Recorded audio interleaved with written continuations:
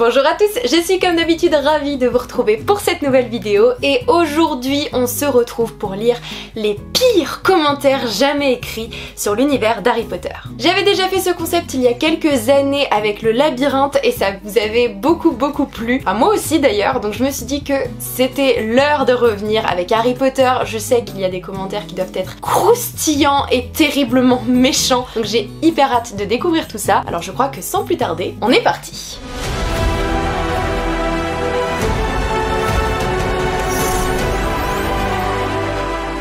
On commence... Pardon mais le titre c'est Harry Potter à l'école des sorciers ou Harry Potter à l'école de la non-créativité. Déjà ça me fait rire. Faut partir du principe qu'on n'est pas trop premier degré sur cette vidéo, sinon ça va nous blesser sincèrement dans notre cœur. On va essayer d'être objectif, de voir là où il est possible qu'effectivement il y ait eu des erreurs dans les films ou dans les livres. Je déteste Harry Potter. Bienvenue sur cette vidéo. Chaque micro-cellule de mon être est ce tas de niaiseries enfantines, mais j'avais décidé de mettre à côté ma haine et de juger les films les plus objectivement possibles. On commence sur quelqu'un qui, je pense, va nous chier à la gueule, et sur nous et sur les films. J'ai été stupide. Bon bah définitivement, donc il n'y avait pas d'espoir pour Harry Potter. Harry Potter à l'école des sorciers est donc un film de ce très cher Chris Columbus qui, quand il n'est pas occupé à parsemer l'enfance de gamins débiles d'œuvres surcotées, CF maman j'ai raté l'avion, il chie sur tout le monde, il chie sur toutes les œuvres, c'est très bien. Il fait de la commande ce qui s'avère être strictement la même chose. Le livre qui a servi de base a été écrit par J.K. Rowling, célèbre d'une part pour ses débordements sur Twitter et d'autre part pour avoir gâché mon année de seconde. Waouh, waouh, waouh, waouh, waouh. C'est écrit avec beaucoup de violence, beaucoup de haine finalement. Ça donne pas beaucoup de raisons, d'indications, d'arguments, donc pour l'instant je chie toujours sur lui. Je ne tolère pas ce qu'il dit. Ah par contre son commentaire est développé en plusieurs points. Ah oui, j'ai rien dit, il a l'air d'avoir bien développé son cas en fait. Alors point 1, l'histoire. Au niveau de l'histoire, c'est du ultra classique. Harry, enfant orphelin mais qui est gentil comme tout, se voit victimisé par sa famille qui n'aura pas d'autre développement que d'être des énormes enculés. Aïe aïe aïe. Bon ça c'est un peu vrai. Non mais non, c'est pas totalement vrai. Ils ont un peu de développement de personnages. C'est pas totalement vrai. Mais la formulation est très drôle et c'est vrai que c'est leur atout. Enfin leur atout, c'est pas un atout, mais c'est leur caractéristique principale. Cela relève donc le fait que le premier énorme problème de Harry Potter, les personnages sont vides. Comme un quoi? Comme un McDo après Pinou. Mais qu'est-ce qu'il raconte? J'ai pas compris la ref. Harry qui est un chevalier blanc dans toute sa splendeur, à nous sortir des répliques sur le pouvoir de l'amitié. Il est bon nulle part, moyen partout. Sauf en Quidditch, tout est mal écrit, pardon mais il y a des fautes d'orthographe à chaque mot, je n'arrive pas à lire. C'est vrai que, pour en avoir déjà parlé, j'ai du mal avec ce concept de grand sage, qui est tout blanc, qui est sans nuance, qui est parfait, comme Dumbledore, comme plein de trucs. J'avais fait une vidéo là-dessus d'ailleurs, je déteste Dumbledore, je déteste les grands sages. En l'occurrence, Harry n'est pas un grand sage, mais c'est vrai qu'il peut être vu comme c'est la pureté à l'état pur, justement. Or, je trouve que quand même, il y a un développement de ce personnage qui fait qu'on se rend compte que Harry n'est pas tout blanc, qu'il a aussi des failles. Il est un peu ce gars qui se croit lui-même un peu parfait. Donc ça je suis un peu d'accord. Des fois il peut être agaçant, c'est vrai. Après là il critique Harry dans le premier film, il a 11 ans, sois pas trop dur. Harry dans Harry Potter 1 c'est une tasse vide. C'est si méchant, pauvre lutin. Un enfant de cinéma qui relève d'une vision faussée de l'enfance. Ses actions n'ont quasi jamais aucun sens, comme le fait de toujours foncer tête baissée dans les problèmes, action qui démontre la stupidité de Harry, et personne ne se reconnaîtrait dans un personnage aussi stupide à moins d'être, sorry, Ron Weasley. Ah c'est bâtard, attendez. Ron Weasley, le copain de la loose des années 80. Sauf que, grosse news, on n'est plus dans les années 80. Et que Ron n'est là que pour jouer le comique relief qui paradoxalement manque de relief. Et enfin, Hermione, un télo et pain bêche insupportable tout droit sorti d'un mauvais cartoon post-Looney Tunes. À aucun moment l'alchimie ne fonctionne entre ces trois-là. Non. Non mais là j'arrête, enfin j'arrête, je continue après, 2 secondes, pause. Là je trouve que c'est un peu gratuit. Ron Weasley vraiment il est dans mon cœur, on peut pas lui cracher dessus comme ça, je ne tolérerai pas tout simplement. C'est un excellent ami, il est super, je ne comprends pas. Hermione dans le premier film, c'est vrai que c'est l'intello un peu casse-couille. Par contre l'alchimie fonctionne très bien entre les trois, ça je suis pas d'accord. Les 3 acteurs, les 3 personnages, tout fonctionne. Les dialogues sont forcés pour accélérer le récit sans doute, un récit mal raconté, mal branlé, c'est une expression. est cliché as shit. Mal raconté d'abord. Le récit part à 3000 km/h sans prendre le temps de poser. Le film essaye de se presser car comme Columbus est un manche, il ne sait pas gérer son temps pour adapter tout un livre qui pour autant tient sur un post-it. Ah ouais, il chie pas que sur le livre, il chie sur tout l'univers Harry Potter et sévère. Et en plus je trouve ça très faux parce que en réalité dans Harry Potter 1 je trouve qu'il pose vachement bien tout le contexte Private Drive avec l'oncle, la tante, enfin la famille Dursley, de la découverte des pouvoirs magiques, de l'arrivée d'Hagrid, de la découverte de la magie à Poudlard. Et après s'il avait envie d'un film qui était full dans un monde de moldus, fallait regarder autre chose. Je n'ai pas vu un point dans ce putain de commentaire. Il y a des virgules, hein, il y a des virgules, plein de virgules. Les introductions d'éléments comme Nicolas Flamel qui ne revient pas ou encore les fantômes qui ne servent à que dalle auraient pu être coupés, permettant de développer des relations plus poussées que crotte de nez et autres gamineries dans le genre. Mais il est coincé du cul celui-là, hein. Tu peux rire 2 secondes, goût crotte de nez, ça va, c'est drôle, pète un coup mec. Crotte de nez.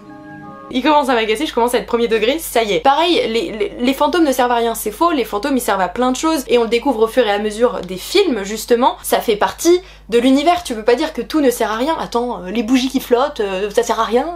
Attends, le repas qui se fait tout seul, ça sert à rien. Oui, mais ça fait partie de l'univers magique de Harry Potter, tout simplement. Et les couper, ça aurait juste fait que tout le monde aurait dit, mais dans les livres, il y a des fantômes et là ils y sont pas. Déjà que Peeves a disparu, je peux vous dire que s'il y avait eu aucun fantôme, tout le monde aurait pété un câble. Dans un sens, c'est pas plus mal. Le lore de Harry Potter n'a aucun motherfucking sense.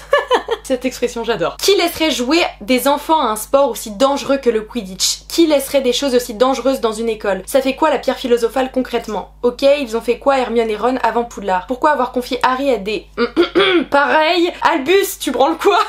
Ça c'est un peu vrai, il est vrai. Toujours j'aime pas Albus, j'aime pas Dumbledore. Poudlard c'est le lieu le plus sûr sur Terre, je sais plus exactement quelle est la réplique de Hagrid, mais c'est pas vrai. Tous les ans il y a des dramas à Poudlard, faut arrêter de dire que c'est l'endroit le plus safe qui existe. Si Harry est ultra connu, pourquoi lui pas avoir dit avant? Faut apprendre à écrire. Quand tu critiques, faut apprendre à écrire. Il devrait être chouchouté, adoré et protégé en haute sécurité, pas juste dans une famille random. Tant de questions qui resteront sans réponse. Ça me choque pas tant que ça qu'il ait été mis dans une famille de moldus. Alors il a été mis chez des cons. Bon, ça il a pas eu de chance, c'était sa seule famille, mais je trouve ça un peu normal qu'il ait été protégé de ce monde-là. Quand tes parents ils se font buter par Voldemort, c'est bien d'avoir une enfance un peu plus normale. Il est vrai, au vu de la famille, qu'il aurait peut-être été plus heureux ailleurs. Et du coup on arrive au point 2, il nous a écrit un pavé, un roman, la réalisation. Donc là il va chier sur Chris Columbus. Columbus est un réalisateur très classique, trop classique. Plan académique au possible, sans innovation particulière, façon de filmer, on filme ce qu'on doit montrer. Ce type de réalisation est pas mauvais en tant que tel, mais combiné à un surjeu typique des enfants et une histoire cliché, cela donne un effet téléfilm de M6.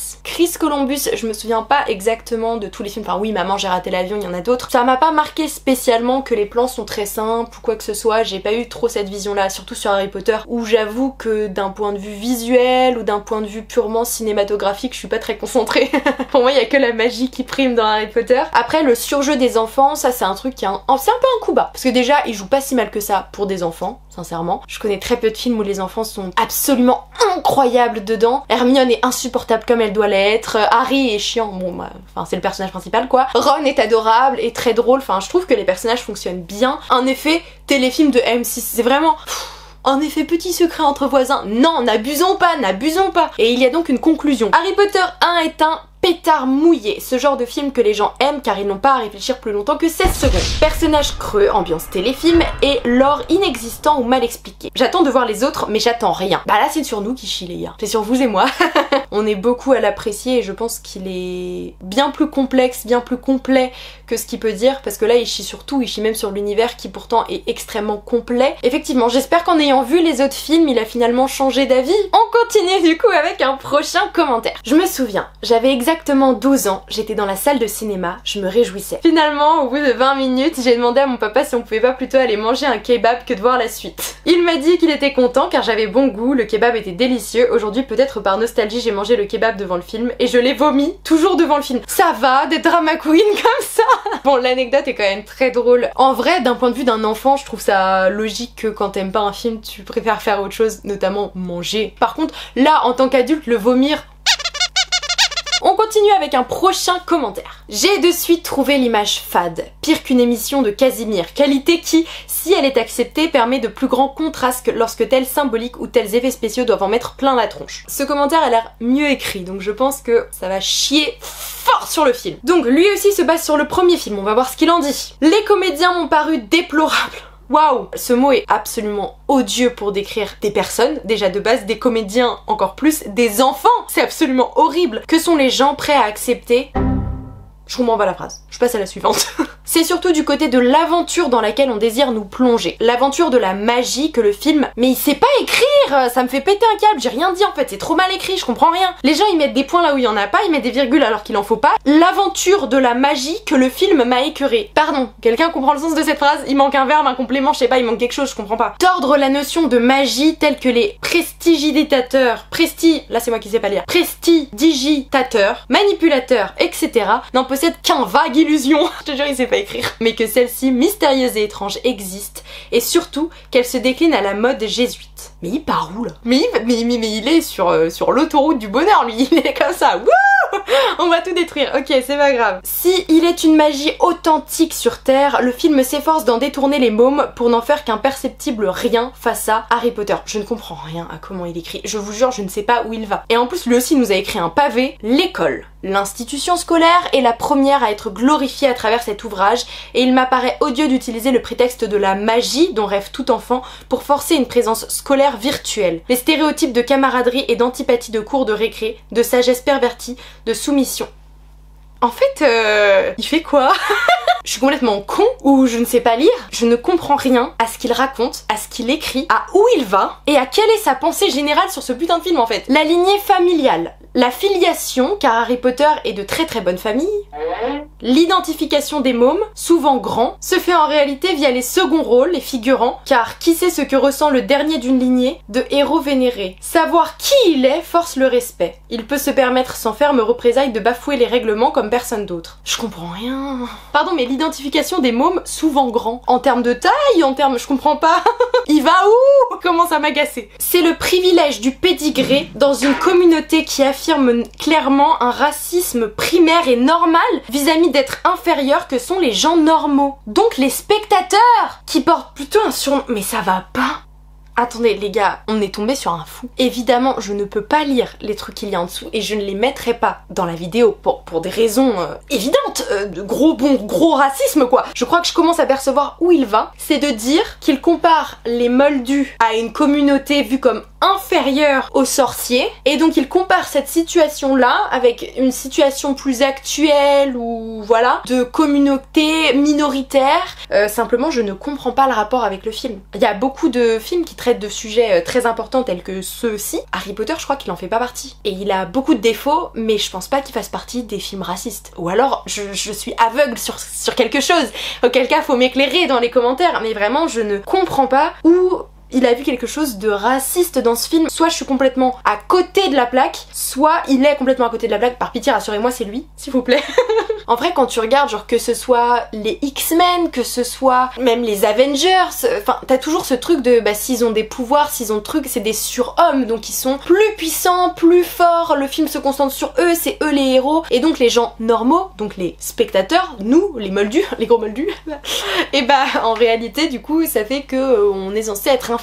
Mais c'est un peu pareil partout, de la même manière que si tu regardes Twilight, les vampires vont chier sur les loups-garous et inversement. Enfin, en fait, dans tous les trucs, t'as un peu ce concept de communauté qui se crée, de difficultés entre différentes communautés. C'est un truc qui est assez fréquent et qui arrive un peu dans Harry Potter avec les Sandbourbes, les trucs comme ça, tu vois, donc je comprends un peu. Je ne pense pas que Harry Potter soit raciste, et si jamais vous avez de meilleurs exemples que lui qui sait pas écrire, bah dites-les moi, parce que ça m'intéresse, je comprends pas. Bon, on continue avec une note de 1,5. Très bon commencement de la saga, la magie opère parfaitement, cependant, la troisième fois que je l'ai vu, je n'ai plus du tout accroché, c'est tout. Il a kiffé le film, il a mis 1,5 étoiles parce que, vas-y, la troisième fois qu'il a vu le film, ça y est, ça l'a un peu saoulé. Là, non mais ça va, y a plus de suspense en fait. Ok, on continue. Encore un pavé! Vieille critique commune à tous les livres et films, qui sont moins bien que les livres, évidemment, datant de ma tendre jeunesse. C'est très grandiloquent, attention les yeux. Merci de nous prévenir. Alors, est-ce que ce commentaire est mieux écrit? Est-ce qu'on va réussir à comprendre où la personne veut aller? Ce ne sont que des aventures pas trop dangereuse, avec de gentils compères niais, à l'image de la saga d'ailleurs. Putain, je pensais qu'il se basait sur le premier film, du coup j'étais là, oui c'est vrai que dans le premier film ça reste un peu enfantin, etc. Mais du coup, la personne a l'air de comparer ça au reste de la saga aussi, donc je comprends pas trop, parce qu'en vrai, dès qu'on arrive sur déjà le second film, on a les araignées géantes, on a des grosses aventures, quand c'est la coupe de feu, il y a des trucs de fou. Non mais attendez. Une fois légionnaire de clichés ainsi qu'une cohue, que dis-je, un déluge de feintes vaseuses assurant la survie du petit Potter et de ses amis, et ainsi la défaite des méchants vilains pas beaux. J'adore. Je vous vois déjà arriver vociférant qu'il y a plein de gentils qui sont tout mortibus, que c'est triste. Eh bien non. Ces macabées sont à peine plus inorganiques que de leur vivant. Les livres n'ont aucune dimension. Des gentils ont trépassé et alors on s'en fout. C'est systématique dans la vie. Ok, bon, ok. L'auteur n'arrive même pas à rendre ça triste, sauf si tu es en CE2. Mais c'est hyper méchant. Elle chie sur quoi là? Sur la mort d'Edwige? Sur la mort de Sirius? Sur la mort de Rogue? Pardon, mais là ça va pas le faire. Si, bah je suis en CE2, moi je vous l'assure, moi ça me fait pleurer, d'accord? Si seulement J.K. Rowling avait, étant donné la portée incroyable et inattendue de ses romans, amélioré l'histoire, on aurait pu se dire que dans le fond, il y a peut-être éventuellement la possibilité que, vu sous un certain angle, il pourrait avoir une hypothétique perspective dans laquelle cette saga aurait eu une bonne influence sur les mômes. Car ils auraient compris que si tu es asthénique et demeuré, tu pourras avoir autant d'amis lymphatiques au stade amis baliénés avec toi. Waouh, ça déchire tout. En fait, c'est très jouissif parce que, bon là en l'occurrence, il n'y a pas trop d'exemples et d'arguments, mais juste ça défonce le truc et c'est pour le coup assez bien écrit, donc c'est très drôle à lire. Les super méchants qui sont super puissants et machiavéliques te disloqueront immuablement. Mais non.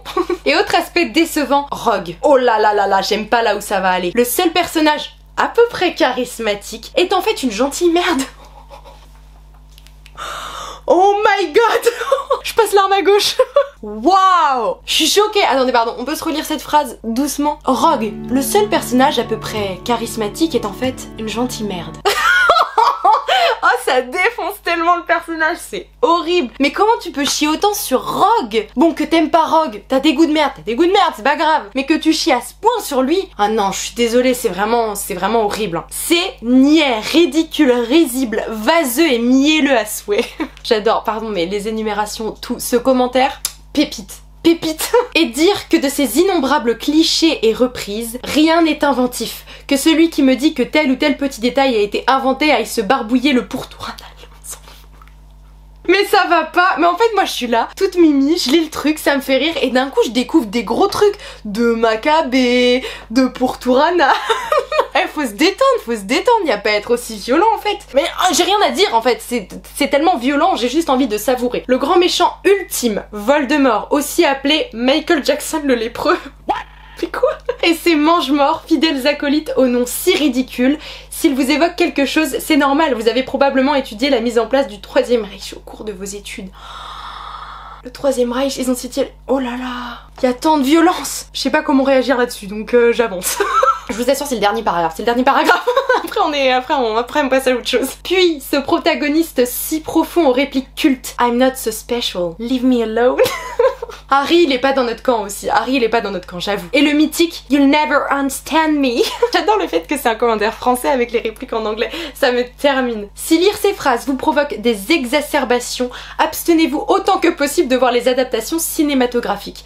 Notamment le dernier opus en date, première partie du dernier tome, scindé en 2 parties par les bonnes âmes capitalistes de Warner. J'adore. Où en plus on est contraint de subir la piètre prestation d'acteurs, dont Daniel Radcliffe, qui pleure avec la même crédibilité que, je crois que c'était un emoji, Élément Troll enlevé. Les modérateurs ont enlevé qui pleurent avec la même crédibilité que 3 petits points. Je me demande à qui a été comparé Daniel Radcliffe au vu de tout ce commentaire. Mais la personne en question, il ou elle a tout défoncé. Je saurais même pas défendre le film tellement juste elle a défoncé le truc. Bon oui, Harry est chiant et il se sent trop personnage principal. Lui il sait qu'il est le main caractère de son film. Il sait que le titre c'est l'acronyme de son nom, tu vois. Rogue, je suis toujours pas d'accord. Rogue, je l'adore. Voldemort, je l'aime bien. On continue avec le prochain commentaire. Depuis quand on peut faire de la magie dans la vraie vie? Aucun réalisme. Mais qu'est-ce qu'il raconte? Skibidi toilette de plus... Quoi? De plus, pourquoi Drago Malfoy a une coupe qui ferait fureur en 39-45 et déteste une minorité de personnes les sans de bourbe? Mais pourquoi tous les commentaires sont basés autour de ça? Est-ce qu'il y a quelque chose que j'ai loupé dans le premier film pour qu'on revienne autant autour soit des minorités, soit du coup du racisme, soit de 39-45 et tout ce qui va un peu autour? Qu'est-ce qui se passe? Drago Malfoy il s'est pris une balle perdue de fou furieux. Inadmissible, give me my money. Et Hagrid sans H. Pourquoi il va chercher des gamins dans leur maison? Très bizarre ce type. Ça ne va pas du tout. Le commentaire n'a aucun sens et pourtant la note est de 4 étoiles. Ok, on continue. Le titre c'est Je me suis endormie. J'attends de voir où ça va. Le seul film de ma vie devant lequel je me suis endormie. Donne-nous les arguments si c'est le seul film, parce que moi je m'endors devant beaucoup de films, donc j'ai certainement dû m'endormir une fois devant Harry Potter, comme devant n'importe quel film. Je ne pouvais pas vraiment vous en parler vu que je n'avais vu que 40 minutes à peine de l'histoire. 15 ans après, je décide de retenter l'aventure, un peu trop en décalage avec la cible je suppose. J'adore les histoires de magie et de magiciens, on pourrait croire que tout devrait bien se passer, mais ce n'est pas le cas. Rien de très impressionnant, une histoire assez molle, un film que l'on note sûrement assez bien quand on l'a vu à 13 ans.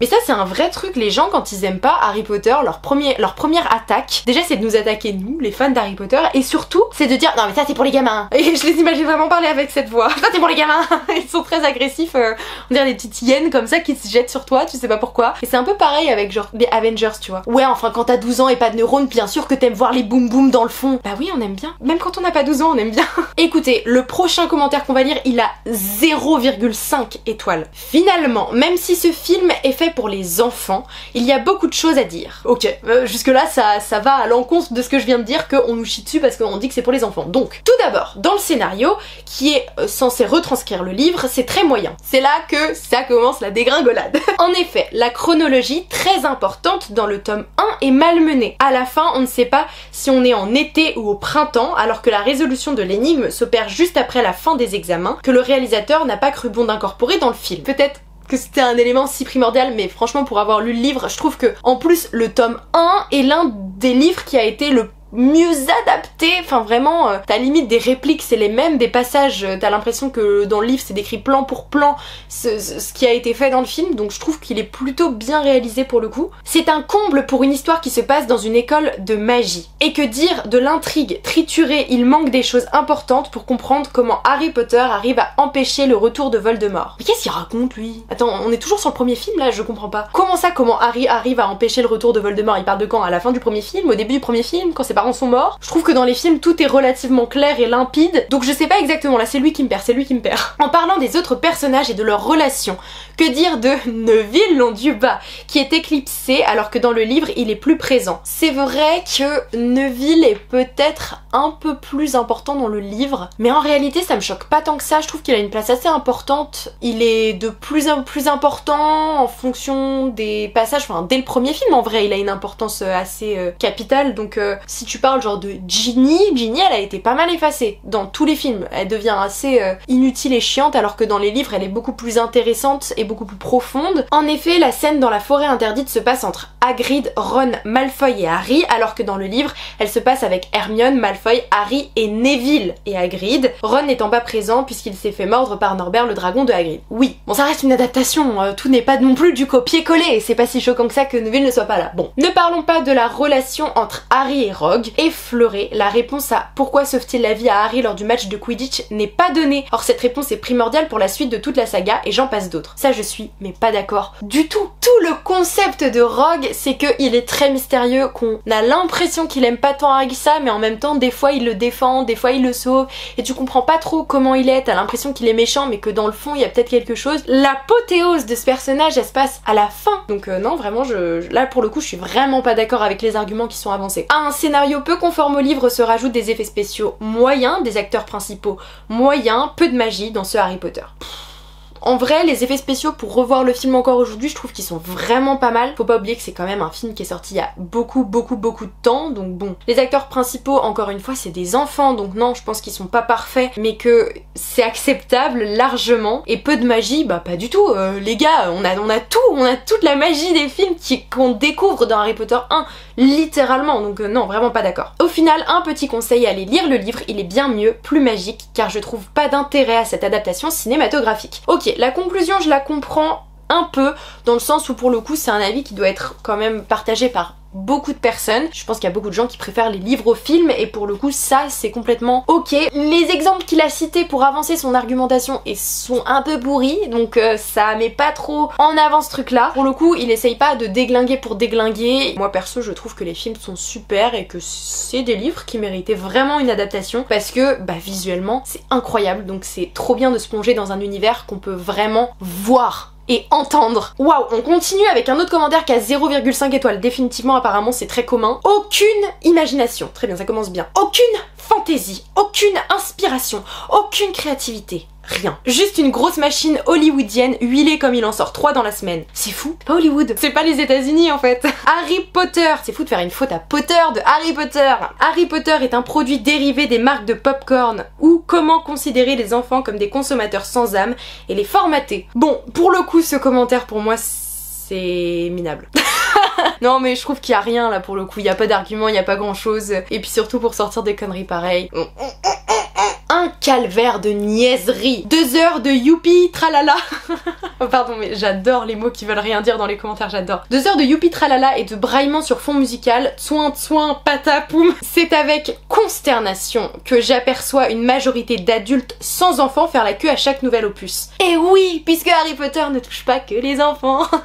De la même manière qu'on a vu beaucoup d'adultes lire les Harry Potter dans les transports et dans les parcs. Harry Potter c'est pour tous les âges, tout simplement. Je vois pas en quoi c'est consternant de voir des adultes s'intéresser à un film ou à un livre qui les passionne. Mais bon. Quel âge ont donc les chroniqueurs ayant mis les 3 ou 4 étoiles à ces récréations débilitantes? Waouh! Les adultes de notre époque mentent-ils à ce point de maturité? Il faut grandir un peu. Oh là là là là, on revient sur le petit pic de Harry Potter pour les bébés. C'est vraiment le seul argument qu'ils ont. Et ce commentaire, il n'avance aucun argument. Aucun. Juste il chie sur le fait que des gens aiment bien un univers, je trouve ça fou. Genre t'aimes pas, mais pourquoi aller chier sur les gens qui aiment bien? C'est vraiment un concept que je ne comprends pas. Qu'est-ce que ça peut te foutre qu'il y ait autant d'adultes qui aiment bien? Et s'il y a autant d'adultes qui aiment bien, pourquoi c'est pas toi qui te remets en question? Harry Potter, 2 étoiles pour les 6-10 ans, 1 étoile pour les 10-12 ans et cela s'arrête là. Néanmoins, le critère d'âge n'excuse pas la bêtise. Aussi, je suggère aux parents responsables de proposer des divertissements plus intelligents à leurs enfants. Critique valable pour toute cette série. Et B,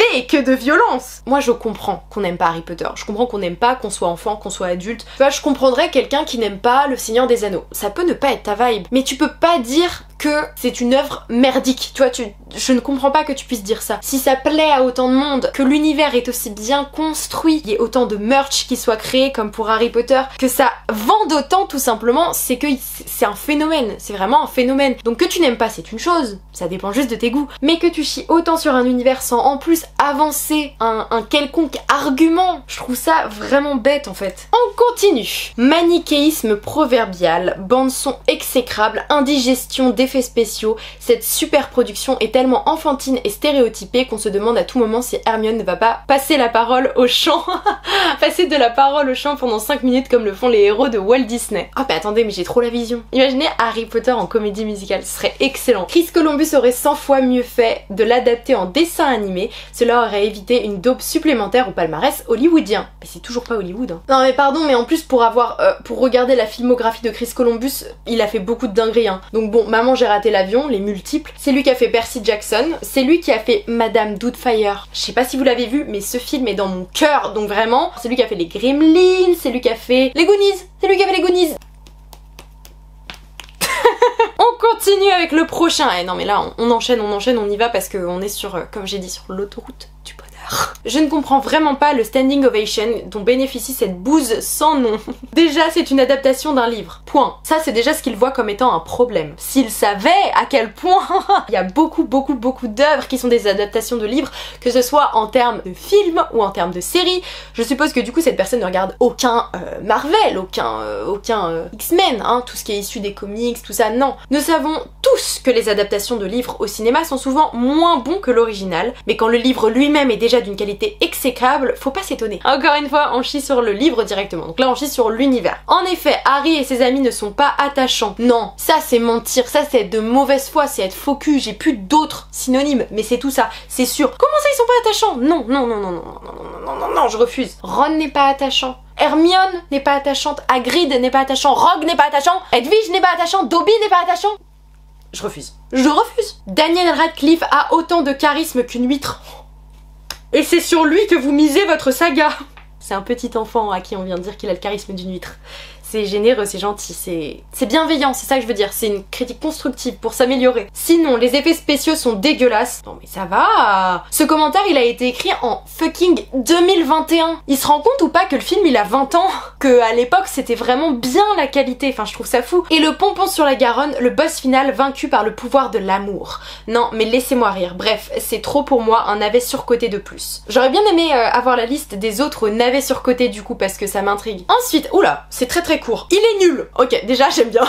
Le scénario fait par les acteurs est très mal fait et les redimentricateurs ont trimanuracalièrement mis le gros mot mais qu'est-ce qu'il raconte? À déconseiller à toutes les personnes un minimum rudimentaire, mais par pitié, regardez ce commentaire. Visualisez, il ressemble à rien, on comprend rien. Il est inutile, mais il est sympa. Ok, on passe à l'avant-dernier. Que dire sur Harry Potter? Personnellement, j'aurais presque aimé trouver un point positif à cette saga. Cela m'aurait évité de tomber dans un monde fantastique d'enfants, d'adolescents dénués de sens et avec un profond attrait pour tout ce qui est fade. C'est méchant. Si seulement je pouvais jeter avec ma baguette un Oublius Filmus afin de me rappeler de 0 seconde de ce film sans goût. J'aime beaucoup quand les gens n'aiment pas un film mais reprennent les références du film pour vanner le film en question. Je vais quand même vous décrire le pourquoi du comment. Merci monsieur, on est content. Tout d'abord, si on regarde le fond, on veut montrer à toute une génération d'enfants que le seul moyen de s'en sortir, c'est de foncer dans un mur dans un hall de métro. Super message. Ça peut pas être premier degré, ça ne peut pas être premier degré quand il dit ça. Évidemment que c'est pas le message qu'on envoie à toute une génération, même si je pense que beaucoup ont essayé de passer à travers, à travers un mur. De plus, le jeu d'acteur laisse franchement à désirer. On ressent un désir de mal faire, carrément. Moi je viens sur un film, j'ai envie de mal faire, d'accord. J'ai envie de défoncer le truc, j'ai envie de mal jouer. J'ai pris plus de plaisir devant la pub de Ben & Nuts. C'est vous dire. Il est drôle, je lui pardonne. Seul point positif pour Hermione qui heureusement a su développer son jeu d'actrice dans les autres films dans lesquels elle a joué après Harry Potter. Ok, Emma Watson s'en est sortie. Je voudrais maintenant revenir sur l'antagoniste aux airs de terminal littéraire frustré d'avoir un physique déplaisant. Vous ne pourrez pas me faire croire qu'un grossier personnage comme celui-ci puisse effrayer quiconque. Enfin si, à part une bande d'enfants ados qui posent leur cerveau pour regarder un film. Mais c'est fou ça, de tout rabâcher au fait qu'on est des gosses. C'est un truc de ouf. Sachant qu'en plus, pardon, mais Voldemort, je le trouve impressionnant. Il est là, il est blanc, il a pas de nez, il a pas de cheveux, il fait peur, il a des dents tout... Il fait peur, il fonctionne très bien ce méchant. Pour finir, la qualité si médiocre des personnages secondaires met un point d'honneur au pic d'ennui que procure ce film. Vous me direz, un roux et une fille qui se la pètent, c'était forcément une mauvaise idée. Pourquoi? Voilà donc le pourquoi du comment qui vous évitera de perdre votre temps. PS, un personnage principal qui perd ses parentaux et garde une cicatrice, on sait clairement qui ils ont plagié. Hashtag Naruto. J'ai pas trop la rêve de Naruto. Je pense pas, franchement, que J.K. Rowling ait copié Naruto. Après peut-être, hein, je la connais pas perso, mais je sais pas, ça me paraît un peu... Je miserais pas dessus. Mais pourquoi pas? Puis je sais même pas si Naruto ça a été créé avant ou pas. Comparaison intéressante. Ok, on passe au tout dernier commentaire. Il a intérêt à déglinguer du lourd. C'est l'apothéose. Un mauvais film. J'ai dit, j'aime bien ceux qui commencent par donner leur opinion. Normal, étant donné que la majorité des acteurs sont des gamins sans expérience de tournage, dénichés par des castings grâce à leur allure physique. Oui, non, pas d'accord. Encore une fois, c'est des enfants. Bon, je trouve qu'ils jouent plutôt bien pour des enfants. Emma Watson faisait déjà du théâtre, Daniel Radcliffe avait déjà joué dans des trucs, donc ils ont pas aucune expérience de tournage. Après, c'est sûr que si tu leur demandes d'avoir fait 50 films, c'est peut-être beaucoup pour leur âge. Le film multiplie les absurdités comme la scène où la mère de Ron qui s'écrie « La gare est pleine de moldus, la voie 9/3 c'est par là, au milieu de la gare de Londres. Niveau crédibilité, niveau crédibilité, on a vu mieux. » Non, c'est vrai. Après, en vrai, pardon, mais sur les quais de gare, tu vois toujours des fous partout et tu te poses pas la question. Hein. Ils disent des dingueries, ça se trouve, ils connaissent des mondes que nous, on ne connaît pas. Et on est là, il est fou lui. Alors qu'en fait, pas du tout. Mais pour des enfants, ça passera peut-être. Je mets un câble.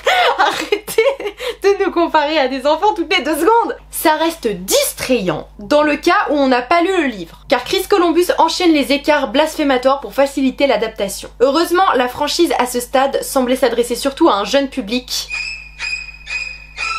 Oh putain gueule. Ce qui lui épargne l'arrogance pathétique des épisodes suivants. Pathétique pour décrire Harry Potter. Bon, écoutez, on en a fini avec ces commentaires qui sont plutôt terribles hein, pour la plupart, sincèrement. En tout cas, ça m'a bien fait rire. Je trouve qu'il y a certaines personnes qui sont très drôles. Il y a certaines personnes, je les comprends pas. J'ai l'impression qu'ils ont un pet au casque. Je ne sais pas où ils vont chercher leurs idées. Écoutez, les gars, pour compenser, je veux qu'on soit exactement comme dans Allociné. Je veux que les commentaires de cette vidéo, ce soit que des commentaires bien construits, bien constructifs, positifs ou négatifs. On essaye de contrebalancer un petit peu quoi, parce que là c'est un peu vénère. J'attends de voir ça. Évidemment, n'hésitez pas à me dire si vous voulez qu'on lise d'autres commentaires horribles sur d'autres franchises, puisque c'est plutôt cool, c'est plutôt agréable de se défouler un petit peu. Si jamais la vidéo vous a plu, n'hésitez pas à vous abonner, ça me soutient beaucoup et ça me fait très plaisir. Moi je vous fais plein de gros bisous, je vous retrouve très bientôt pour une nouvelle vidéo. Bye tout le monde!